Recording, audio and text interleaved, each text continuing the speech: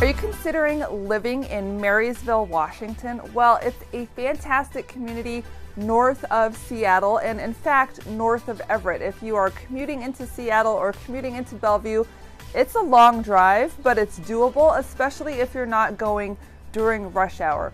If you are working in Everett, it is perfect, and if you're taking a look at the new Arlington Amazon location, it might be just the thing. So if you want to learn about the lifestyle in Marysville, you're going to want to stay tuned for this.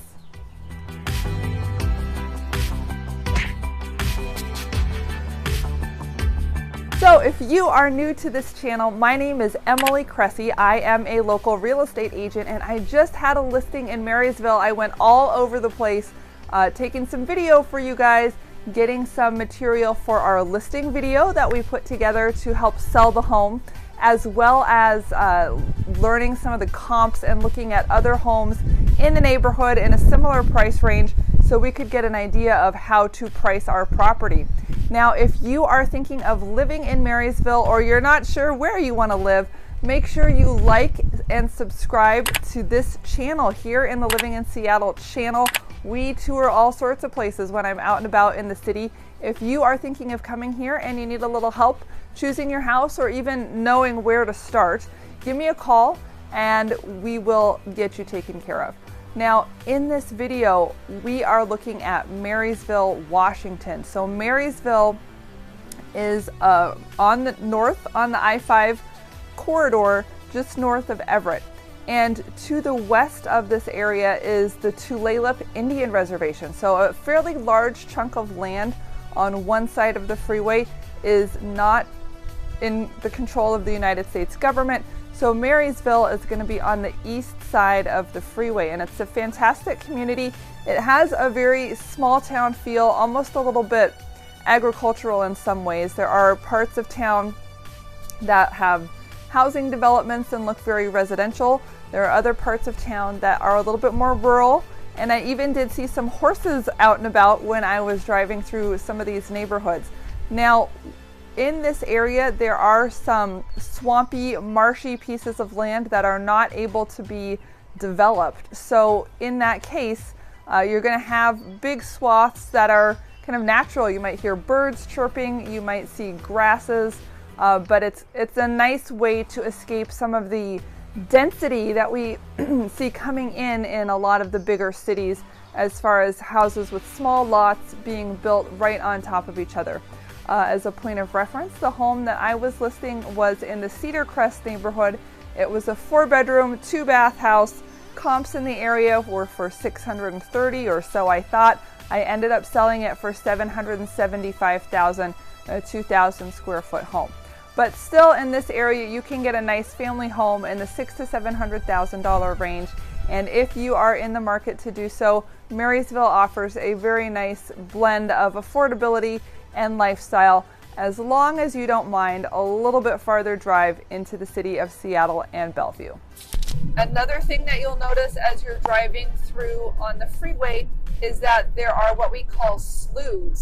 So these are kind of like rivers, but they might not necessarily have a large flowing body of water. They can seem more like a marsh. They are in fact moving, but it's almost like a river bottom. It's a broad, wet area that doesn't lend itself well to building and construction. So because of this, no one can build here. These are sometimes used as agricultural lands. If it's dry part of the year, they might be able to raise sod, which is grass. So you can buy carpets of grass and lay them on the lawn, or when you're building a new construction town or home site.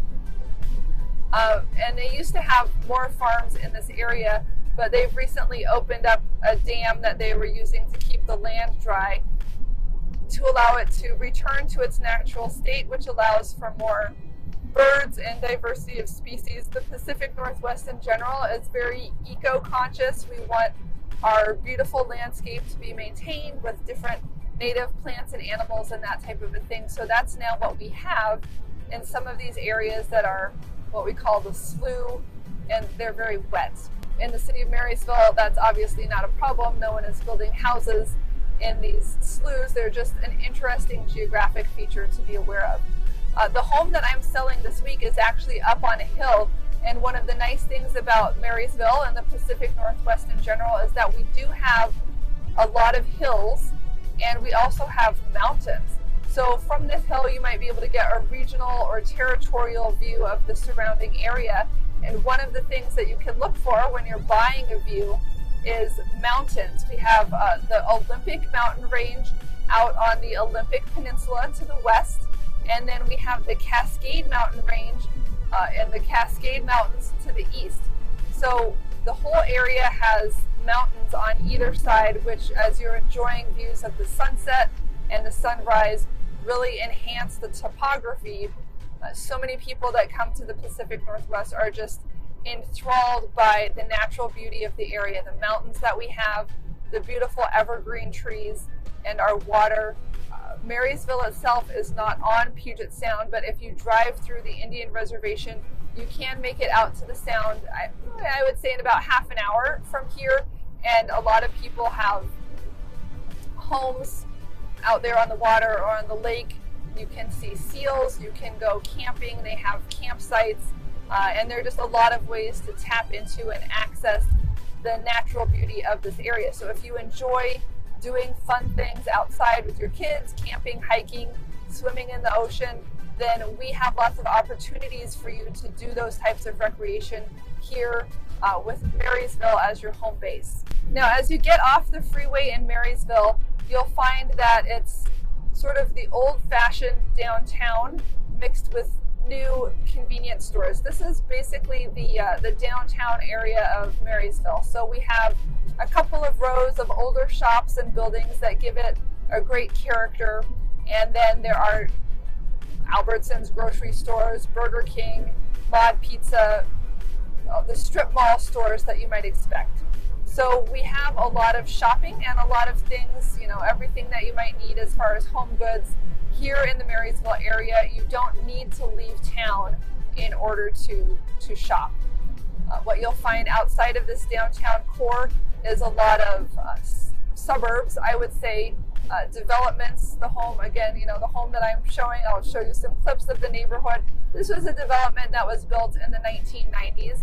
There are other ones that are more recent. So even though we have older homes, farm-style homes with horses, even farms with cattle barns and things in the Marysville area, there are certainly a lot of recently built, nice, new, modern homes. And the great thing about that, a lot of people ask me who are moving into Seattle and more of the city, one of the challenges that we have is that there's not a lot of uniformity in neighborhood. You could have an old home next to a new high-rise townhome situation, condos. There's all sorts of things kind of mixed together in the Seattle area as it moves toward higher density, and that's not always desirable for the uniformity of the neighborhood. So here in Marysville, we do have a lot of nice neighborhoods that are uniform, that have sidewalks that were built more recently, so you can really have that community feel, getting to know other kids or dog owners, neighbors out and about on the streets, enjoying time outside, and being able to bike around, walk around without having to, go across muddy farm fields and without having to go through busy roads. There are buses that serve this area.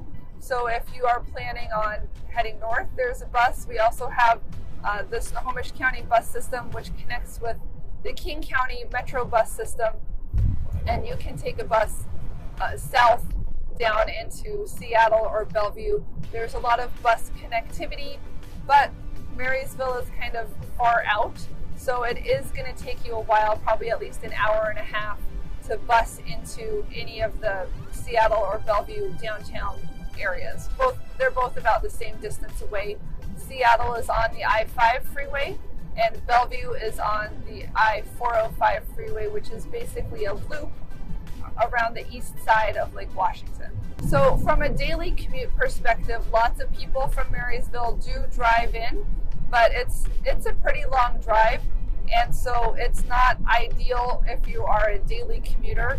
A lot of people prefer a smaller home or town home closer in to save themselves that half hour, 45 minutes on each leg of their trip driving into the city. However, if you work at an off time of day, for example, I was talking with a gentleman who works at the train station in Seattle, and so he goes in mid-afternoon and he comes back at 3 o'clock in the morning. So he's not fighting rush hour traffic. So for him, it's not the ordeal getting into Seattle that it might be if you were driving, trying to get there at 8 or 9 in the morning and trying to come back at 5 or 6 at night, when you will be facing heavy traffic going in and out of the city. Now, I don't live in Marysville. I'm about a half hour away, and one of the things that draws me to the city that I really love is their quaint small town activities. So I remember last Easter when a lot of the traditional group activities were shut down. Marysville had a wonderful outdoor on your own Easter egg scavenger hunt, and it was a nice community building activity that also tied into local businesses. The city put together clues, and you would go to different locations, for example, a local park, a golf course, a cemetery, a small business like a bakery or hardware store, and you would follow the clues to go find like an Easter egg sign. And you would take a picture of yourself in front of this and send it in or post it onto the Facebook group that you had identified the Easter egg sign, and then people who completed all of the clues were entered into a drawing of some kind. So this is a great way for cities to encourage the locals to interact with their community, get to know business owners, join up with other families who are participating in the activity. And I love to see when cities and communities are encouraging that type of interaction and camaraderie. Another fun thing that we recently did in Marysville was at Christmas, they had an outdoor Christmas lights parade. So even though it was cold and dark in December up here in the Pacific Northwest, they had a park with different kind of vendor booths. Some people were selling food, some were nonprofits giving out information about the local schools and community activities, and they had some fun things as well. They had music playing, they had a fire pit so you could come and gather around the campfire with other locals and sort of chat and get to know each other. And then at, I believe at 6 o'clock or something at night, then they had the big parade come down the street with everybody all lighted up. So they had fire trucks, garbage trucks, community organizations of all kinds, just kind of like what you would expect for a 4th of July parade, but everything was Christmas themed. I saw a couple of different Santas, and everything was lighted up with Christmas lights. So even though it was dark, it was a nice way to enjoy the time together in the fresh air, doing things side by side with other neighbors. So I think one of the great things about Marysville is the good job that it does with its community events. So if you're thinking about Marysville, I would definitely take a look before prices get too much higher. This area is having a really strong appreciation rate, and I expect that to continue. We can see that as people have decentralized from Seattle due to more flexibility with work at home, there's been a growing interest in living in the suburbs, even the farther out suburbs like this, where people can get more space for the money. And if they're only driving into the office once a week or every so often, then proximity to the city is not as much of a concern. The next up and coming spot up the freeway is Arlington, and that is rumored to be getting an Amazon distribution center, which is creating a lot of excitement. So if you can't afford Marysville, then that's the next place up the road that I would look at. If you can't find the inventory that you're looking for in Marysville, check out, like I mentioned before, the nearby cities. There's Everett to the south, which has the port of Everett and a naval base there, also has a prison there. So there are a lot of jobs. Historical downtown, they're working on renovating.